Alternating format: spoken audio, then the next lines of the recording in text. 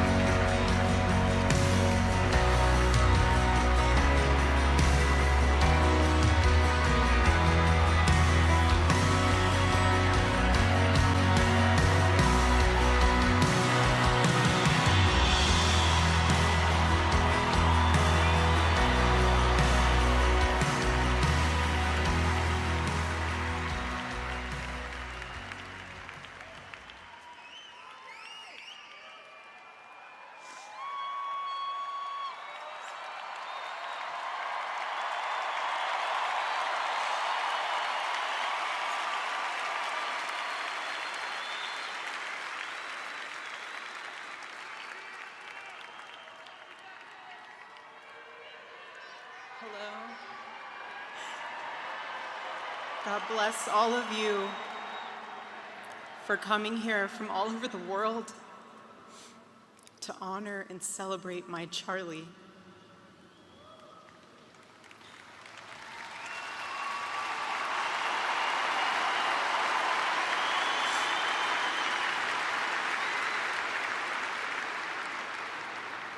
Just a few miles from here, 2 years ago at America Fest 2023, Charlie delivered a speech on stage for our TPUSA Faith event.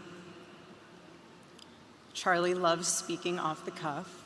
He's very good at that, without a script. So I personally didn't know what he was going to say. And what he chose to speak about that day was his submission to the will of God.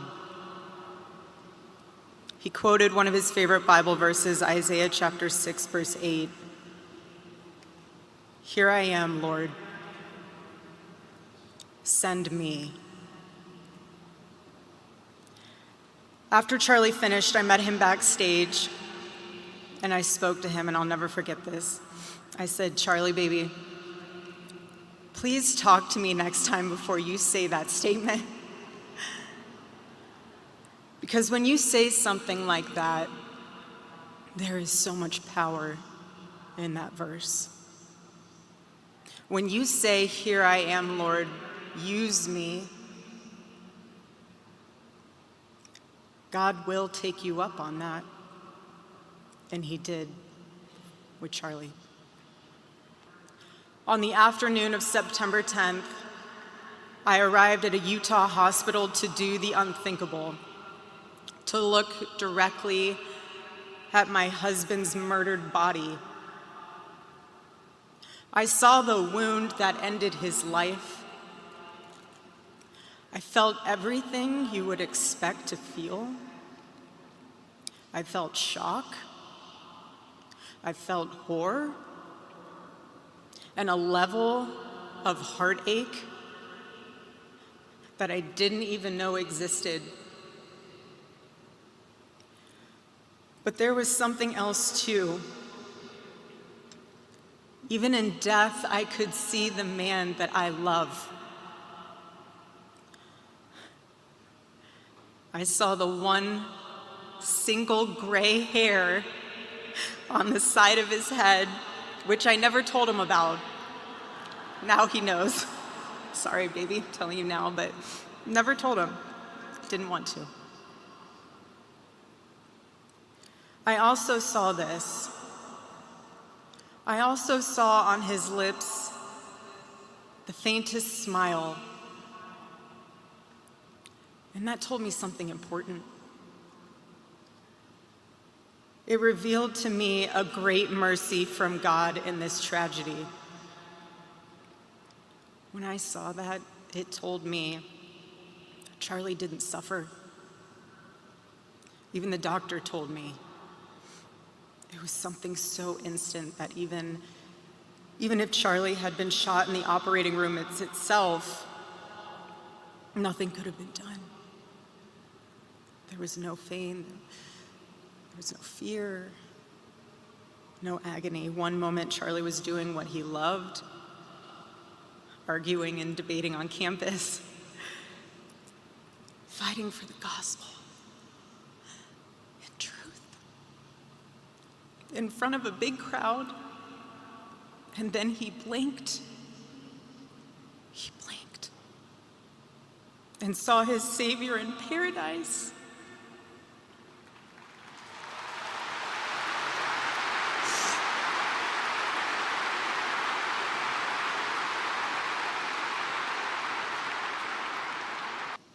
The next day on the tarmac in Air Force Two, I confronted Usha Vance, precious woman. I held her hand and I told her, honestly, I do not know how I am going to get through this. She told me something. She said, you know when you're on an airplane with your kids and it's the last 15 minutes of the flight and things are crazy, kids are not cooperating, toys are flying everywhere and everyone's screaming, and you think to yourself, I cannot wait for this flight to land. And it's 15 minutes before you land. And she told me, you will get through these 15 minutes and the next 15 minutes after that. Usha, I don't think you realized it then, but those words were exactly what I needed to hear. And I want all of you to know, while Charlie died far too early, he was also ready to die. There was nothing he was putting off. There was nothing that was too hard or too painful, or nothing that he just felt like he didn't want to do it. He left this world without regrets. He did 100% of what he could every day.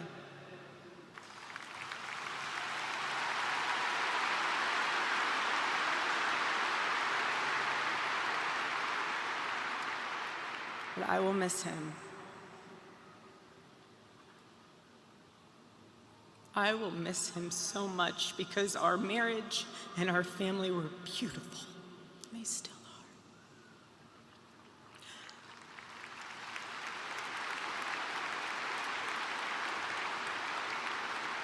The greatest cause in Charlie's life was trying to revive the American family.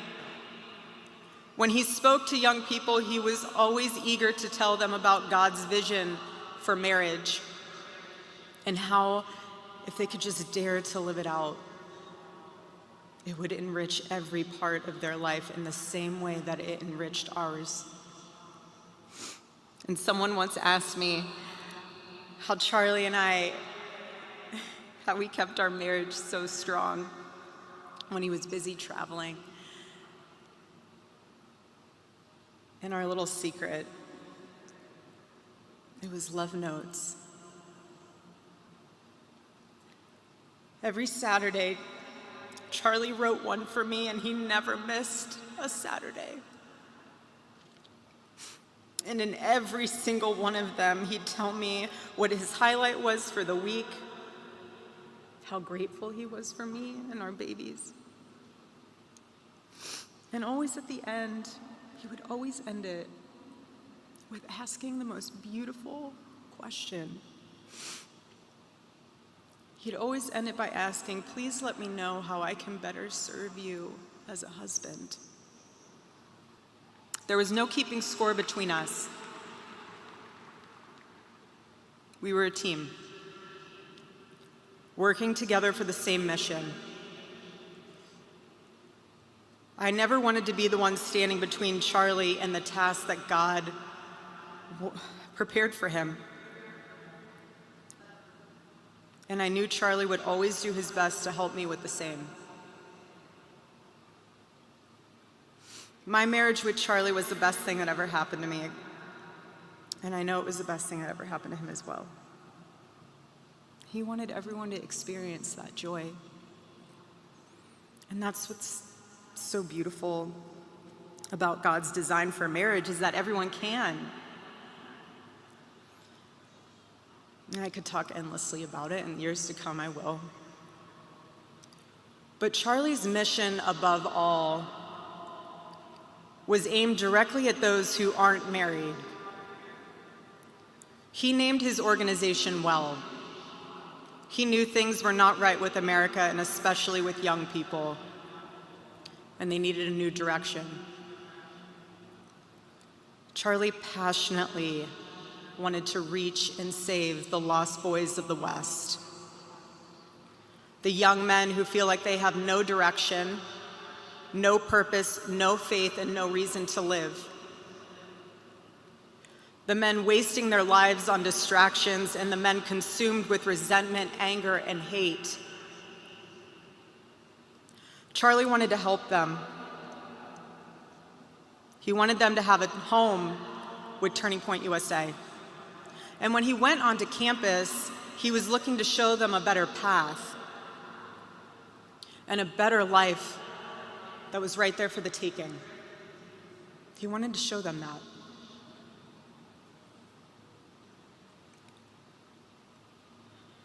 My husband, Charlie, he wanted to save young men just like the one who took his life.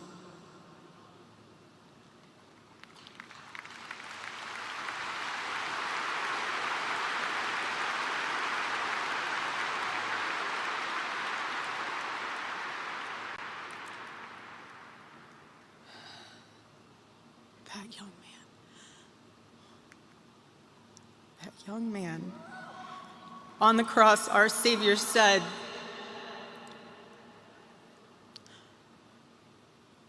"Father, forgive them, for they not know what they do." That man, that young man, I forgive him.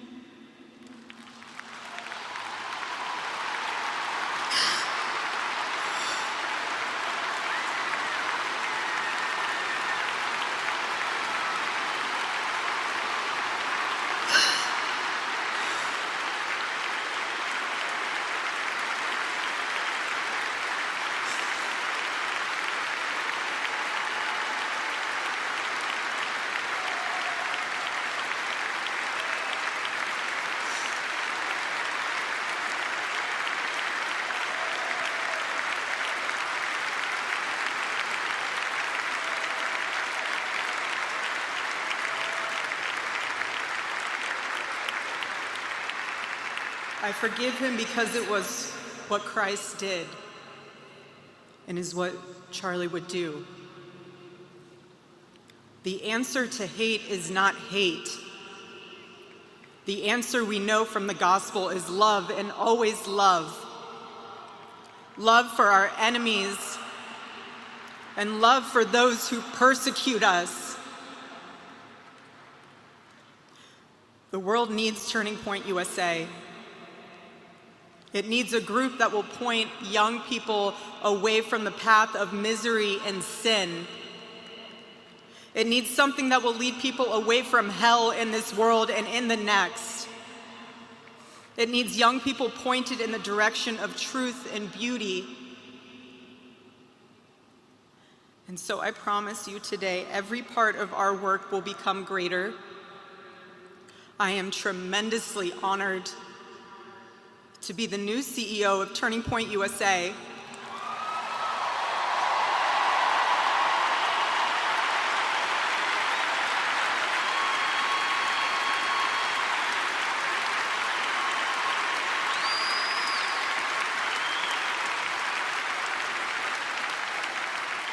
I do not take that lightly.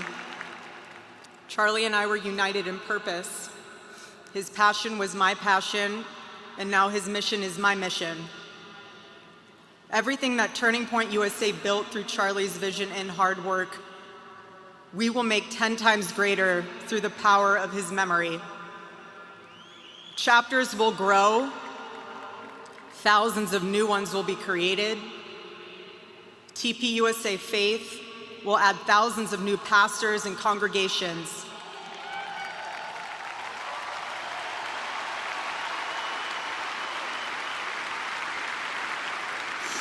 And yes, campus events will continue, and we will continue to hold debates and dialogue.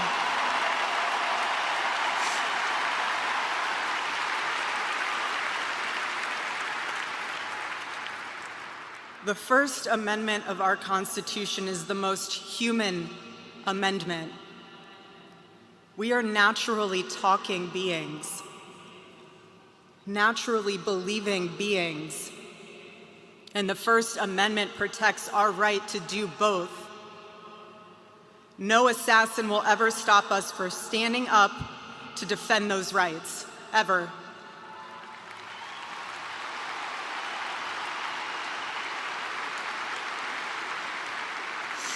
Because when you stop the conversation, when you stop the dialogue, this is what happens. When we lose the ability and the willingness to communicate, we get violence. And as I stand here now, and I look at this beautiful photo of my husband in front of me, hanging in the stadium, I think of my husband 13 years ago. I hadn't met him yet. He was 18 years old, a man barely out of high school, running around the halls of the RNC without $1 in his pocket and a single contact in his phone. People who saw him said that he didn't know what he was doing, but he did. He did know what he was doing. He knew exactly what he was doing. He was going to change the world, and he did. Charlie's life was a turning point for this country. It was a miracle. Let that miracle that was Charlie's life be your turning point as well. Choose prayer, choose courage, choose beauty, choose adventure, choose family, choose a life of faith. Most importantly, choose Christ.